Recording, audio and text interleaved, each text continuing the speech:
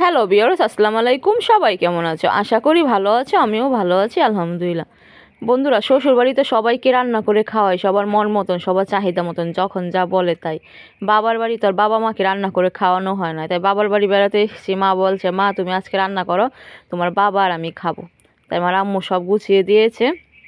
আমি মাটির চুলায় বসে বসে রান্না করছি। আজকে আমি হাঁসের মাংস রান্না করেছি। এই যে আমি হাঁসের মাংসটা ভালো করে কষাচ্ছি। হাঁসের মাংস যত ভালো করে কষাবো ততই স্বাদ লাগবে। দিয়ে দিচ্ছি কিছু গোটা কাঁচা লঙ্কা।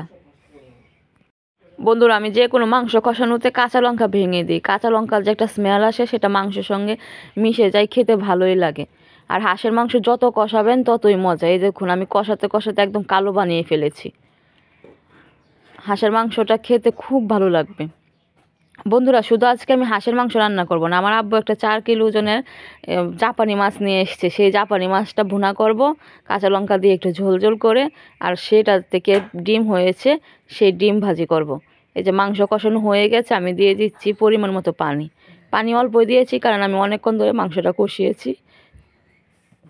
হাঁসের মাংসটা আমার কষানোতে 80% সিদ্ধ হয়ে গেছে। এখন পরিমাণ মতো পানি দিয়ে দিচ্ছি, দিয়ে ডেকে দিচ্ছি। ডেকে রান্না করে নিব। আমি যে কোনো রান্না মাটি চুলায় রান্না করি। মাটি চুলায় রান্না হেব্বি স্বাদ। আমি ঢাকনাটা সরিয়ে দেখবো তরকারিটা কেমন হয়েছে। এই যে বন্ধুরা দেখো, তরকারিটা কত সুন্দর লোভনীয় হয়েছে। আমি নেড়ে দিচ্ছি।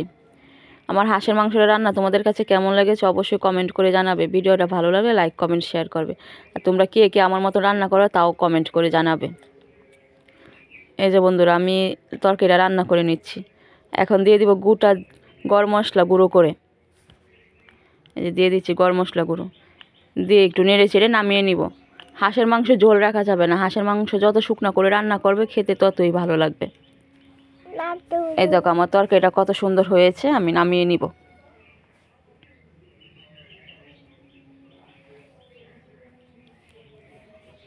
এই যে বন্ধুরা, আমি তরকারিটা নামিয়ে নিয়েছি। দেখো গরম গরম ধোঁয়া উঠছে। এখন আমি মাছের ডিম ভাজিটা করে নিচ্ছি। এই মাছের ডিমগুলো আমার মিসবা মিফতা খেতে খুব পছন্দ করে। তাই আমার আম্মা বলছে আমার আপুর জন্য, আমার ভাইয়ের জন্য ভাজি করে নাও। মিসবা জন্য একটু ভাগেও পাওয়া যাবে না। আমিও মাছের ডিম খেতে খুব পছন্দ করি। এই যে মাছের ডিম ভাজাটা আমার হয়ে গেছে, লাল লাল হয়ে গেছে, নামিয়ে নিব।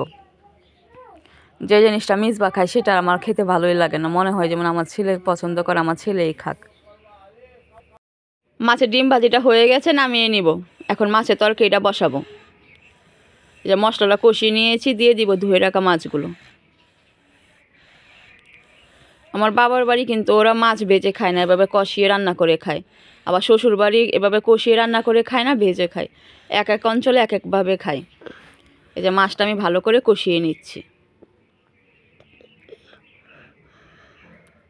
এই যে এখন দিয়ে দিব অল্প করে পানি। জ্যান্ত মাছ তো, বড় মাছ তো, তাই আমি একটু ঝোল ঝোল করব, বেশি শুকাবো না। এই যে ডেকে দিয়েছি, ডেকে রান্না করেছি। পরিমাণ মতো পানি দিয়ে আমি ডেকে দিয়েছিলাম। এখন আমি ঢাকনাটা সরিয়ে দেখছি তরকারিটা কেমন হয়েছে। এই যে তরকারিটা আমার প্রায় হয়ে গেছে, আর একটু ঝোলটা কমিয়ে নামিয়ে নিব। এই যে তরকারিটা হয়েছে, আমি নামিয়ে নিব। আমার 3টা রান্না তোমাদের কাছে কেমন লেগেছে অবশ্যই আমাকে কমেন্ট করে জানাবে। ভিডিওটা আজকে এ পর্যন্তই। তোমরা সবাই ভালো থাকবে, সুস্থ থাকবে। আল্লাহ হাফেজ।